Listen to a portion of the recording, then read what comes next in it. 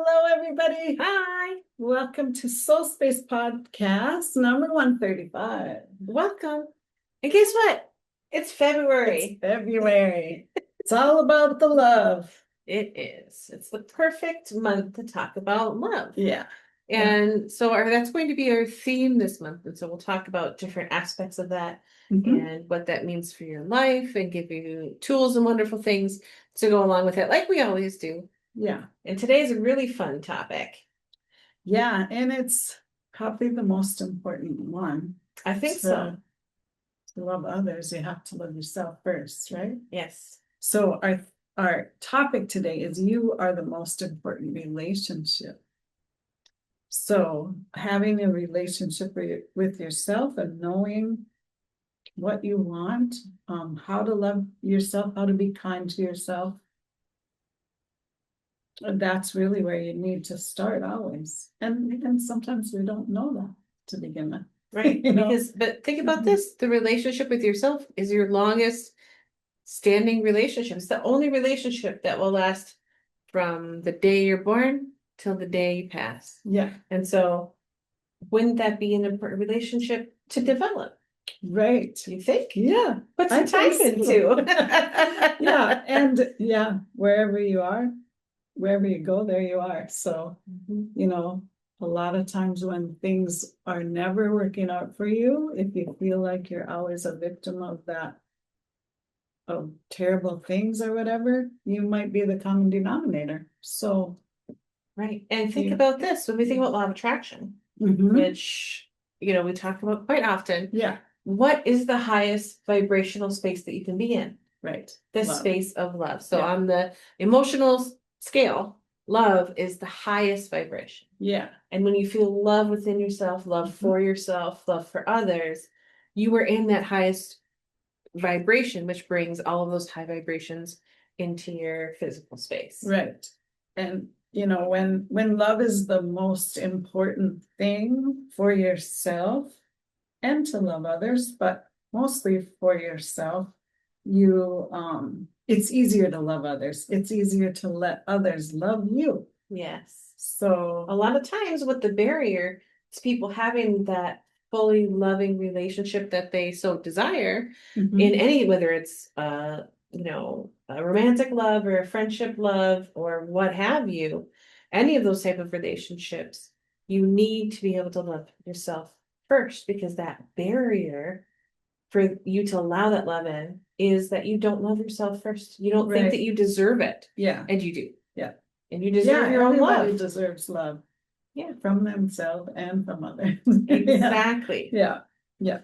So we have a fun book today. We haven't done this one before. This is an old one. The Power is Within You by Louise Hay. Yeah. This is such a great book, and it's not one that's commonly known because it is an older book for her, but it was written after You Can Heal Your Life, which is one of our favorites. Yeah. And it was written after Life Reflections on Your Journey. So it's kind of like kind of in the middle of her anthology of books. Right. Yeah. And it probably just hasn't been reprinted as often. Like, yeah, You Can Heal Your Life, that one's reprinted a lot. Yeah, this one is not quite as common, but it's such a good one if you can find it, which you can. I found this one on Amazon a few years ago. That's cool.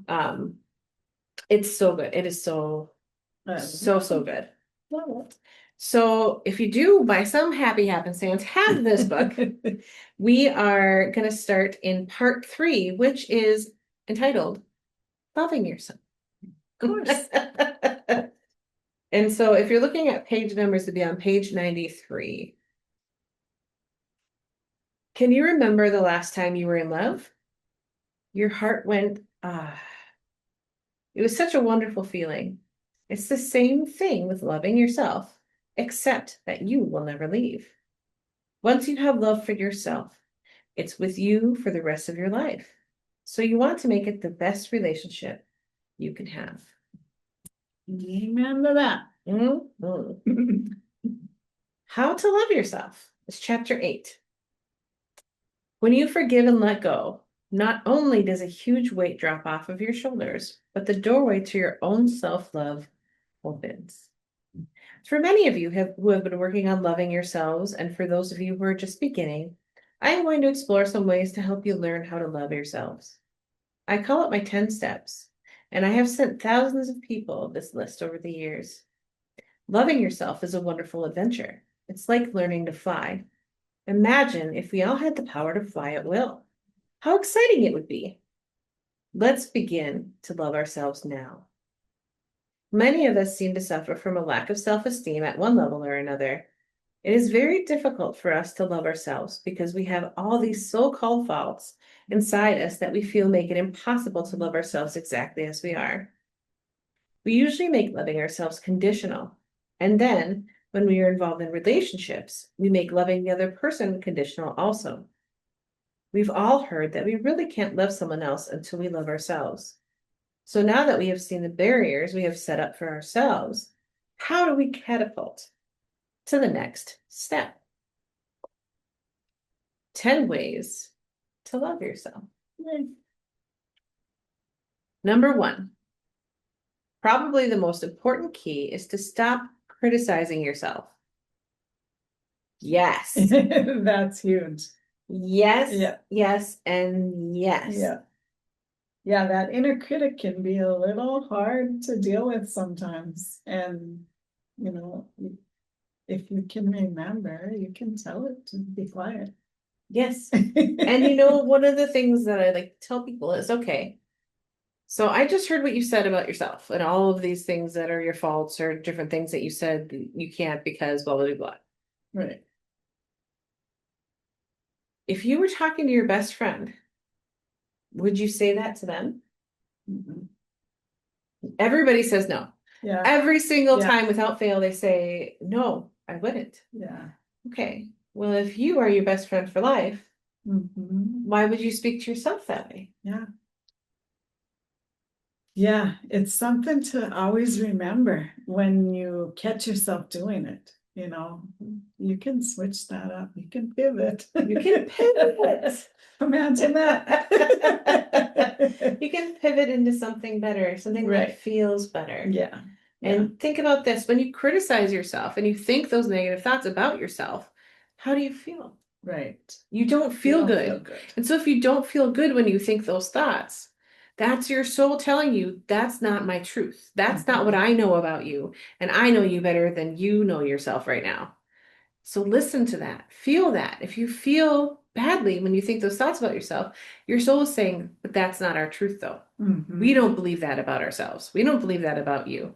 We know what a good and wonderful person you are. We don't believe any of that. And that's that negative dissonance between you and what your soul knows is your truth. Yeah. Coming up as negative emotion. So consider that. Yeah. Think about that for a moment. All right, so we will continue. I talked about criticism in chapter 5.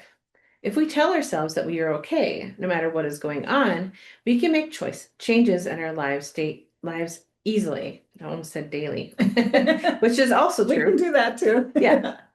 It is when we make ourselves bad that we have great difficulty. We all change. Everyone. Every day is a new day, and we do things a little differently than we did the day before. Our ability to adapt and flow with the process of life is our power.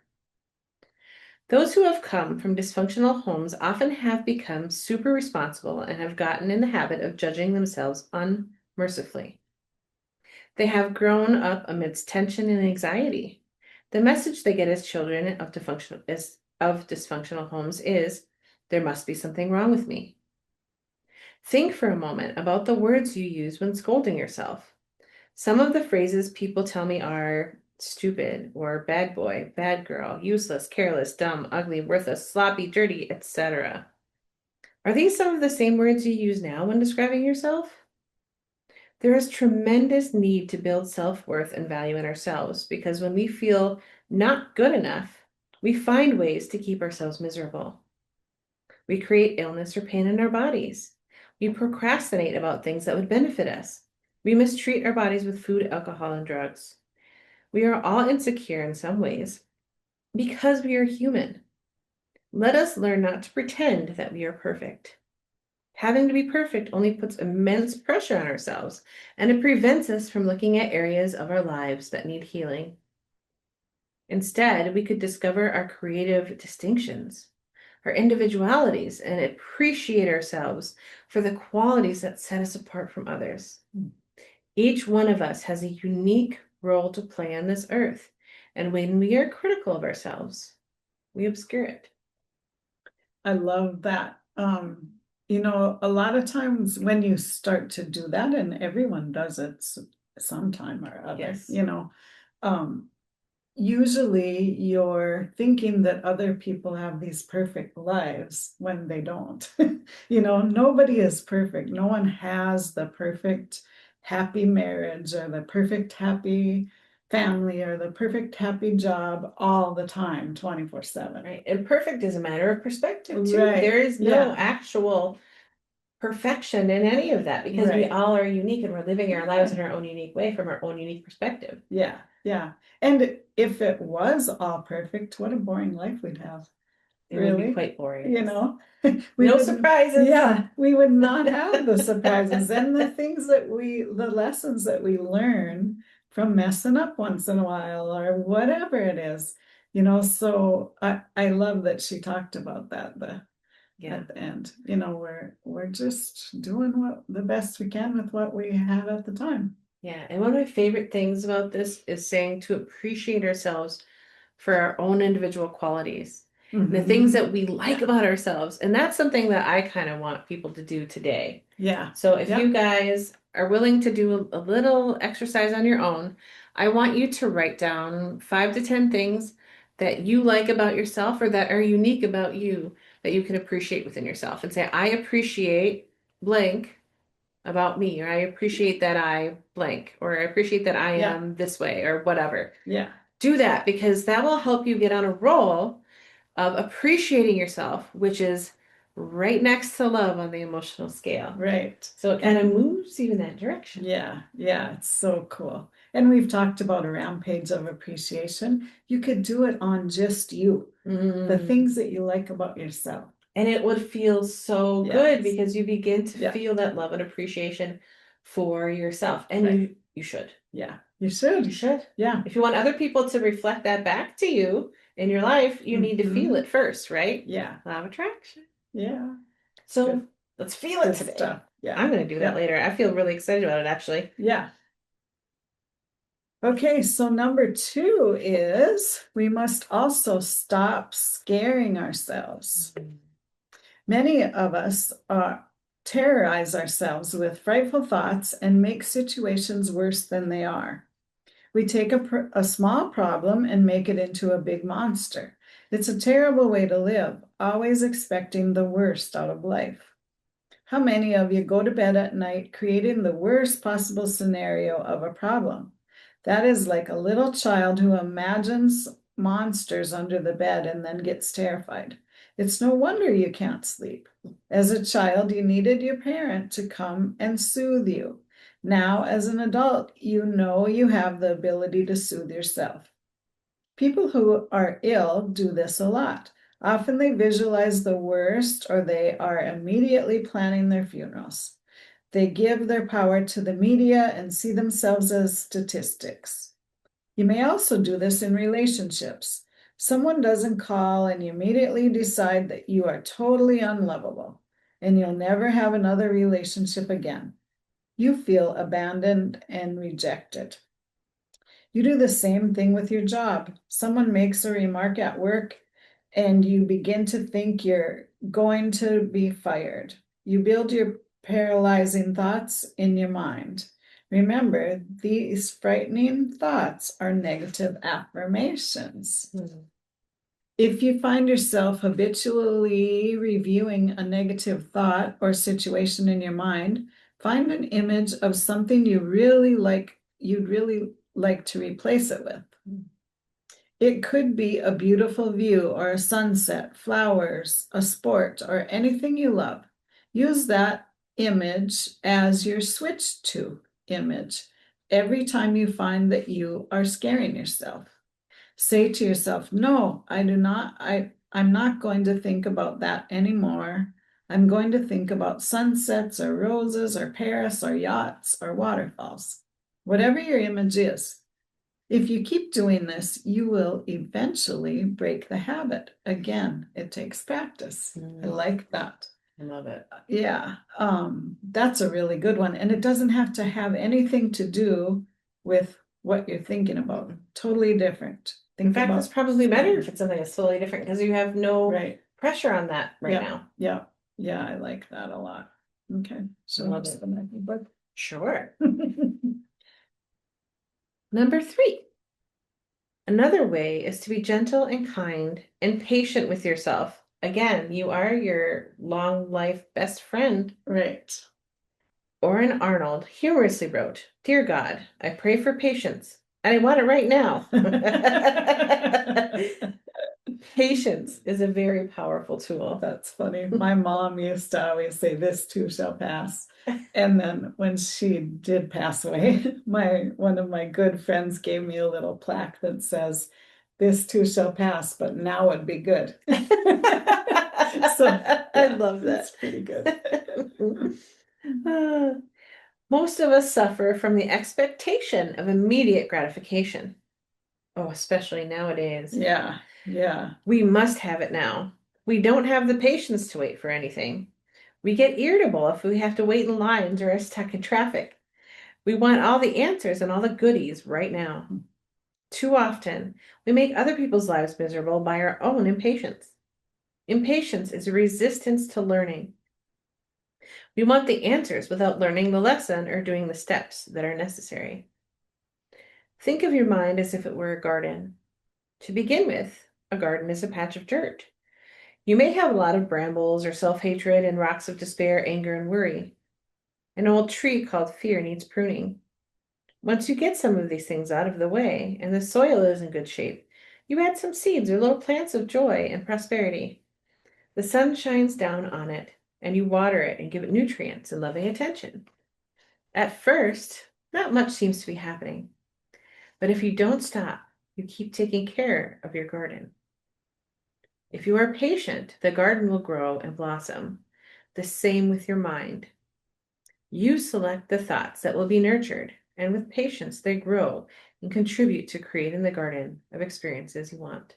Mm-hmm. That's good. I love the way that she puts that because that's what we talk about all the time. Yeah.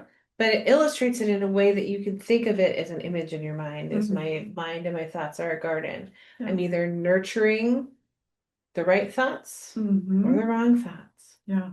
Yeah. The right, actions that I want to be taking or the opposite of that. Everything is about what are you nurturing? Yeah. What are you practicing every single day? Right. Because those are the things that are going to grow and become more. Do you want to create a beautiful, lush garden, or do you want to have dirt and dead leaves all over? Yeah. That's how your mind is. You want to fill it up with good stuff. Right. And when we talk about, weeds, there are edible weeds and there are non-edible weeds. And the edible weeds are called vegetables and fruits and herbs and flowers.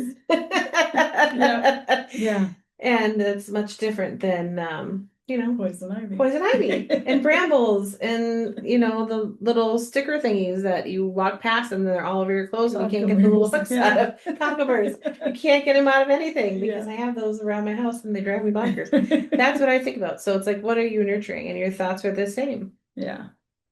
And the thing is, if you are practicing what we talk about every week and you're working on improving your thought processes and having more positive thoughts than negative, and you hit a wall where you get frustrated because you keep having negative thoughts, keep going because you're still growing the seeds of your future with those thoughts. Yeah. You're creating your future with those thoughts. That's the seed that you're planting. And so every time you have a positive thought, you're planting that seed. Yeah. And you're planting that seed. So if you have to pivot because you're having negative thoughts, then pivot because you're having negative thoughts. That's okay because you're not going to continue to nurture them. Right. You're making the conscious choice to have positive thoughts be the anchor for your future.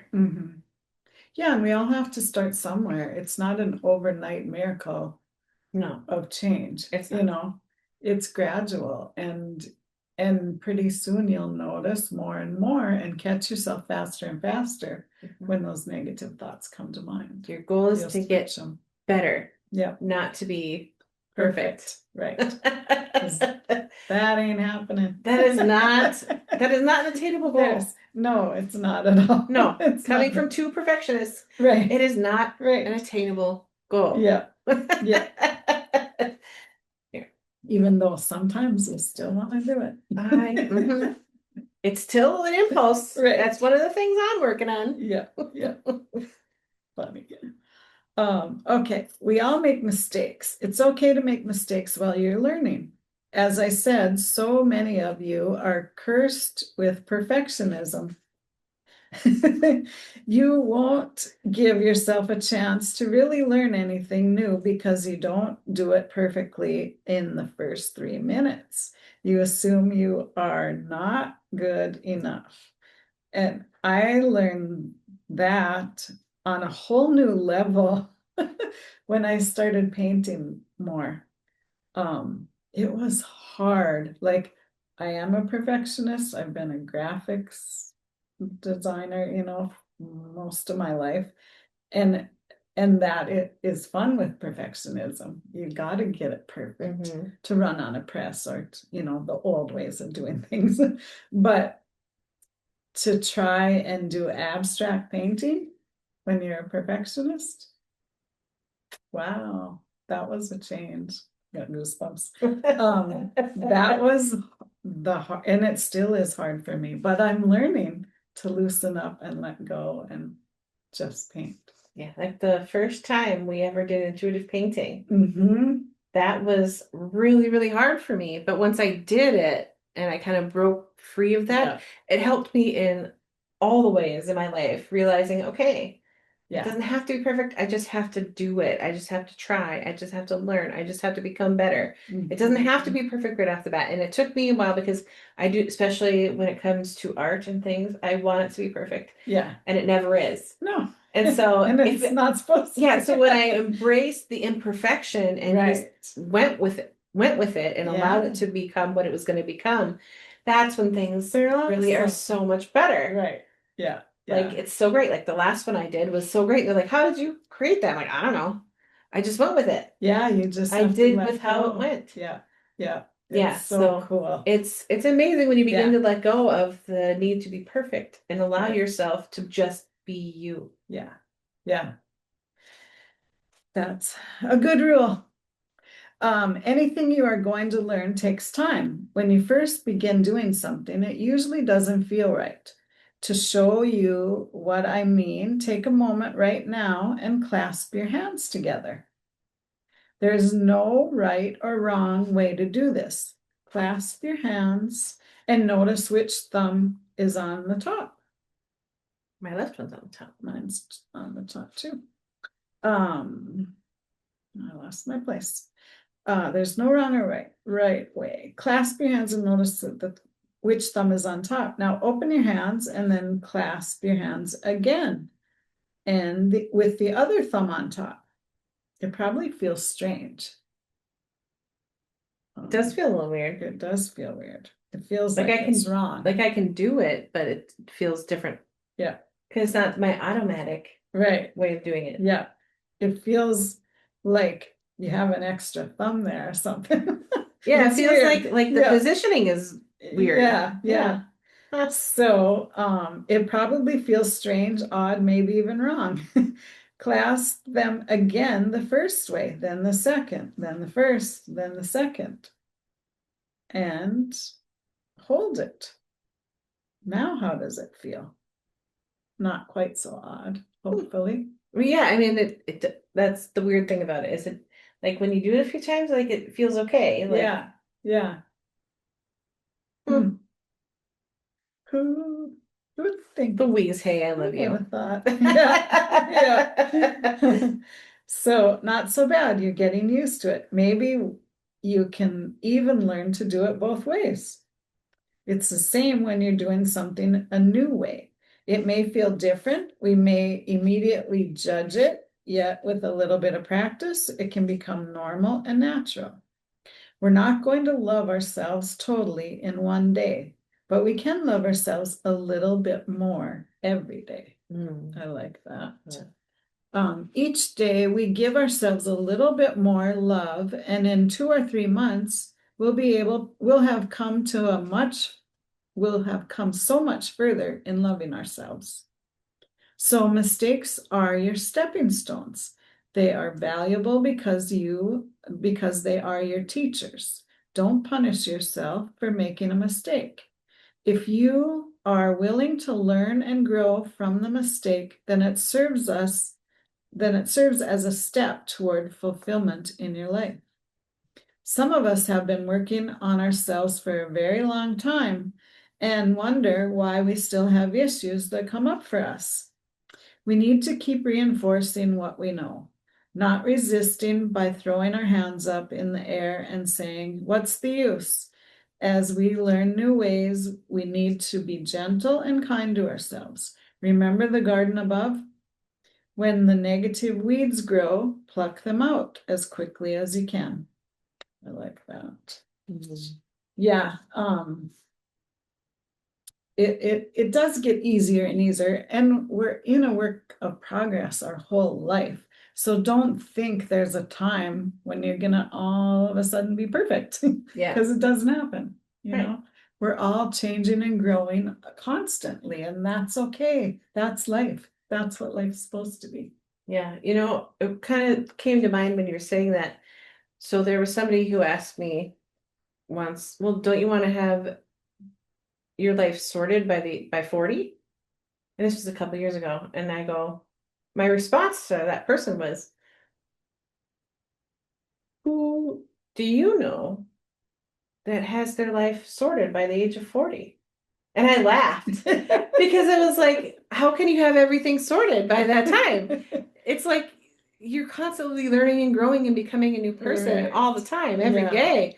And so I was thinking to myself, how would you have it all sorted by the age of 40? No, really, 40 is just the start. It's of like good a stuff. springboard to something Yeah, else, yeah, And it was kind of, I giggled, and I think I was 38 at that time, and I laughed when I responded to her because I'm like, who has their life sorted by 40? Nobody. No. Nobody's sorted No. by 40. Like, I was like, were you sorted by 40? I wanted to ask her. I didn't ask her that because she No. was older than me. Yeah, But I was thinking to myself, doesn't sound like fun either. I know, like, who wants to have everything sorted and figured out? It's boring. Yeah. I am a lifelong learner and I love to learn. Anybody who Right. knows me is like, I want to learn all the things. Yeah, me So I'm like, too. well, if I have it sorted by 40, then it's going to get real boring real fast. Yeah, yeah. I don't like boring.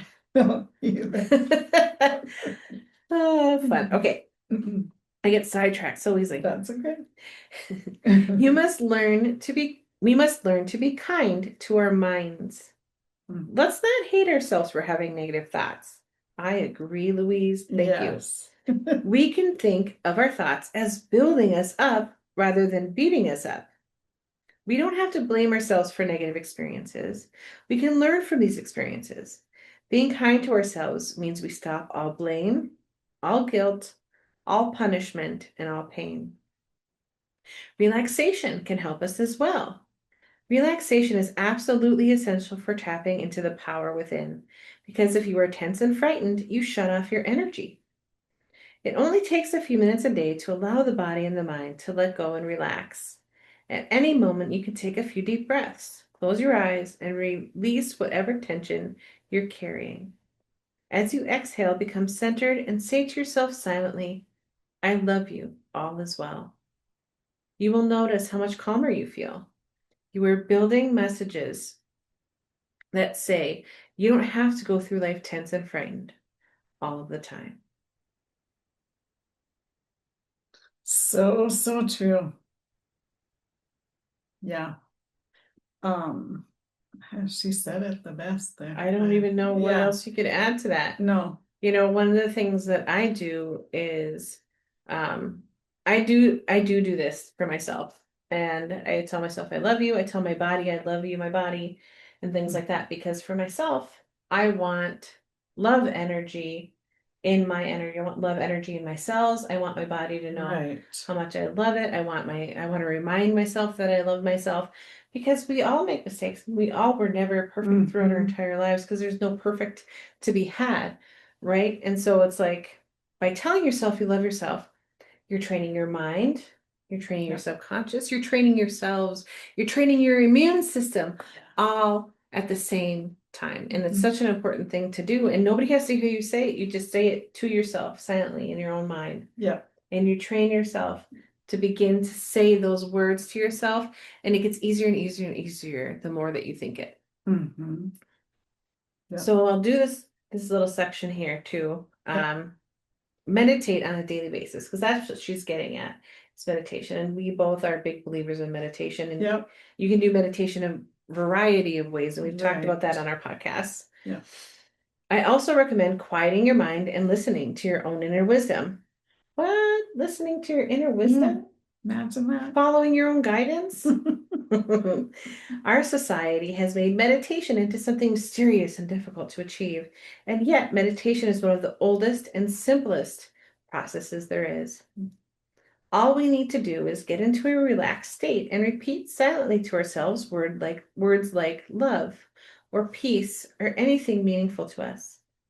Om is an ancient sound that I use at my workshops, and it seems to work very well. We could even repeat, I love myself, or I forgive myself, or I am forgiven. Then listen for a while. Mantras are super common in meditation, and people will use Sanskrit mantras or just one word or simple phrases or things to get into what kind of meditation and what kind of relaxed state or state of mind that they want to be in. I like to do Ho'oponopono. Yeah. And you can look that up. Just sound it out, you'll figure it out. And I like to listen to ones that are telling me stuff, so my mind gets to rest and I just listen. So guided meditations or subliminal things, or all kinds of different, there's so many different ways.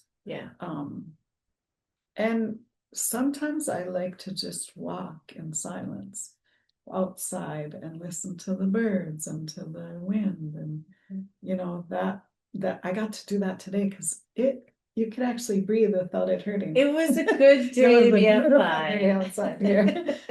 So I took a long walk, and it's been a while since I took a walk outside, and it felt so good to just take deep breaths of that fresh air. And it was good, and that it felt like an hour-long meditation. It was good.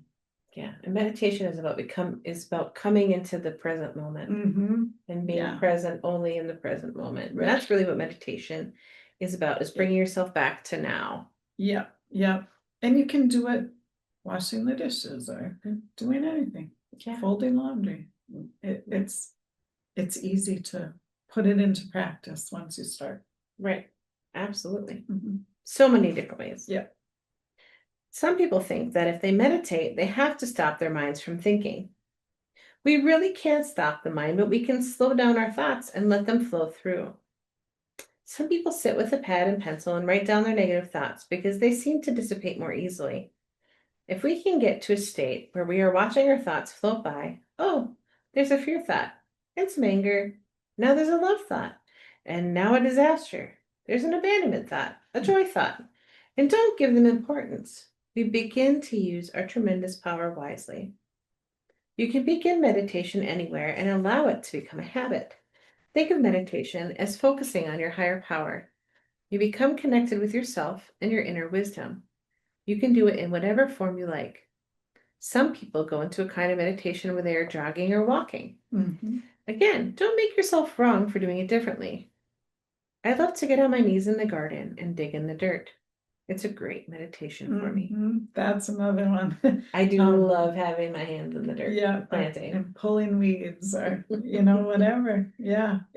There's so many different ways to just be present and let your mind go. And and not dwell on any thoughts that are coming in. Just know that you can't stop them. So just allow them to flow through and don't pay attention to them. Right, exactly. You're not giving any emotional value or extra thought or anything to any of the ones. You just allow them to go. Yeah. Just allow them to go. Allow them to flow through, just like you're an observer, just watching the thought flow away on the breeze. It's good. Wonderful. Stuff. Yeah. Do we want to do this last piece and then we'll leave that for next week? Sure. Yep. It just kind of goes together. Yep. Visualize optimistic outcomes. Visualization is also very important, and there are many techniques you can use. Dr. Carl Simonton, in his book, Getting Well Again, recommends a lot of visualization techniques for people with cancer, and they often yield excellent results. With visualization, you create a clear, positive image that enhances your affirmation.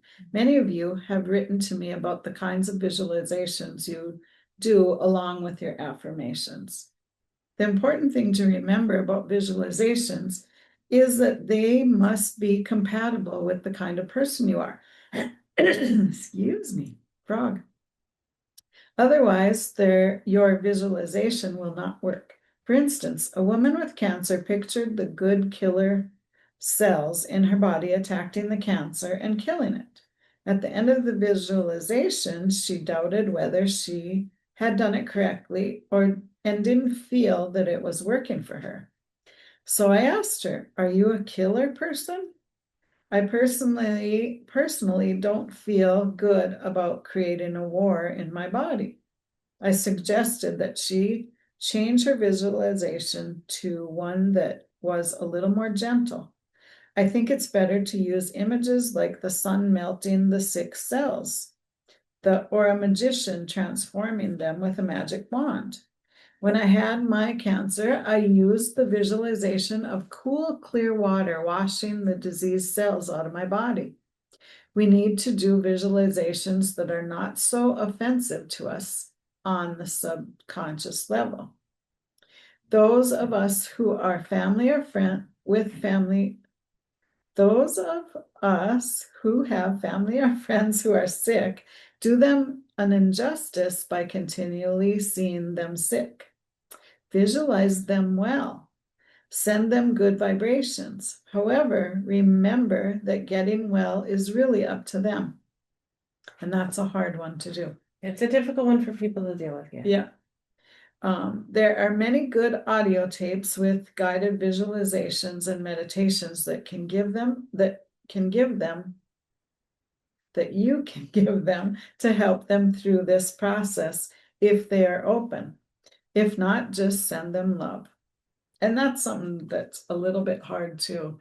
When we know things that have worked for us and we try to tell other people how to do it or that they can use that, it's up to them, and we have to be able to let go of that and let them, if they're willing. Right.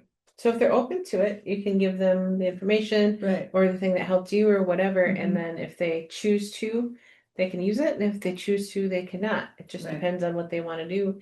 And we aren't responsible for other people's journeys. Yeah. They're responsible for their journey. We can offer the assistance, but it's up to them whether they want to take it and what they do with it from there. Yeah. And that's one thing I really have learned from doing Reiki. It's not us doing the healing, it's them. We're just a conduit for that information or that healing energy, but they have to choose to want to use it. Right. We're allowing that space for them to heal if they choose to. Right. Yeah. 100%. Yeah. Everyone can visualize. Describing your home, having a sexual fantasy, imagining what you would do to a person who hurt you are all visualizations. It is amazing what the mind can do. So true. Yeah. So spend some time this week visualizing, thinking about feeling good, thinking about what you love, writing down things that you love about yourself. Make it a good week. Yeah. I think, it's one thing to just really appreciate the good things about yourself, because the more that you do that, your mind will begin that practice of getting used to that and getting used to thinking those thoughts instead of negative or critical thoughts. And it's all about that practice so that it becomes more of a habit. Yeah.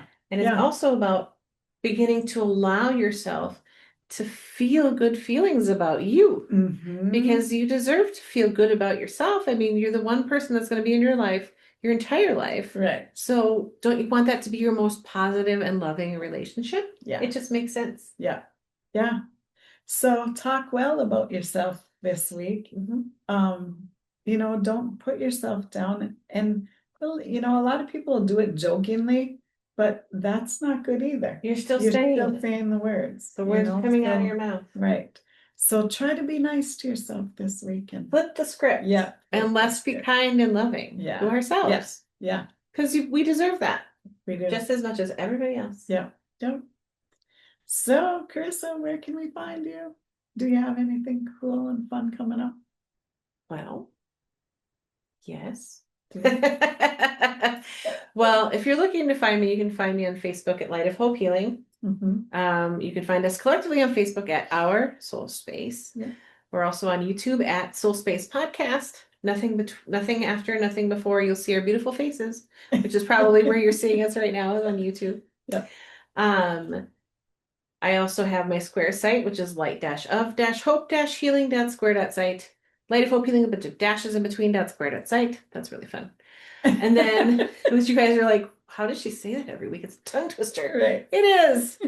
And I have coming up here in the next month my Reiki 2 class. So if you want to be Reiki 2 certified, which is very exciting because that's the level where you can begin to really work on other people and learn distance Reiki and things. It's so wonderful.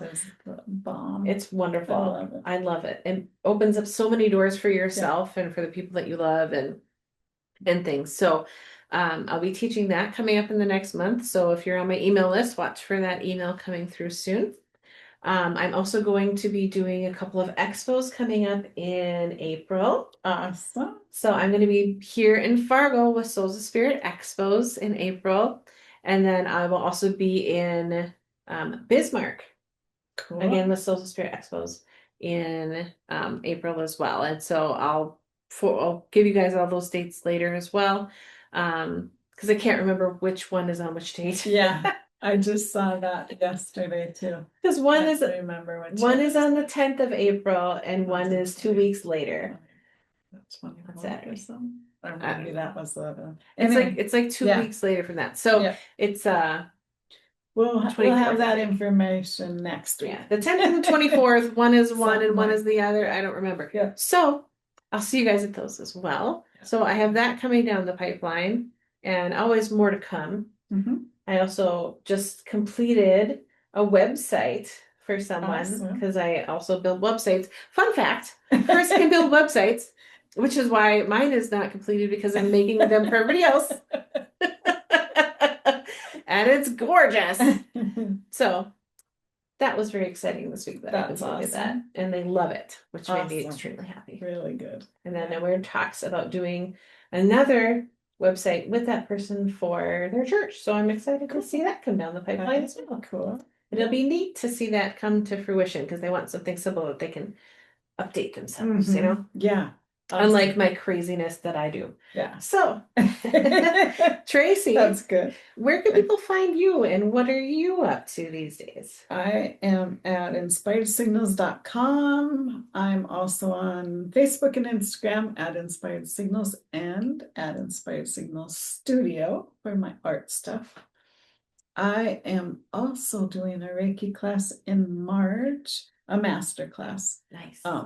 For a student that I've had through the levels already. And I'm thinking about doing expos, not with Reiki or that stuff, but with some art stuff that I'm working on. Maybe some t-shirts or something like that. But that's in the works. What else? I think that's it for now. You're working on your classes that you're going to do soon. I am doing my art. Yeah. I was gonna set a date today and I didn't get it done. But yeah, To be determined. end of February, I will do the first one. So let's just make a date. Yeah, artistic alchemy. I can't wait for it. Yeah, yeah. And so I'll have one March, one early April, and we'll see from there. I think I have 4 in the series so far, maybe 5 in the series now. Anyway, we'll do those through the spring and yeah.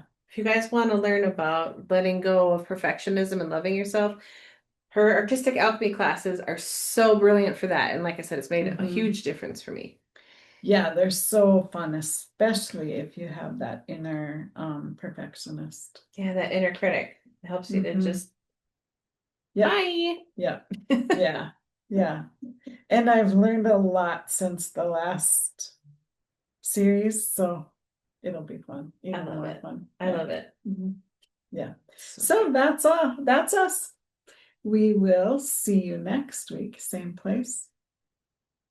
Same earlier in the week though. Yeah. Same place. Kind of sideways. Different time. But yeah. On our usual day that we release next week. But we look forward to seeing you next week, talking more about the topic of love. Love is all you need. That's it. Bye. Bye, guys.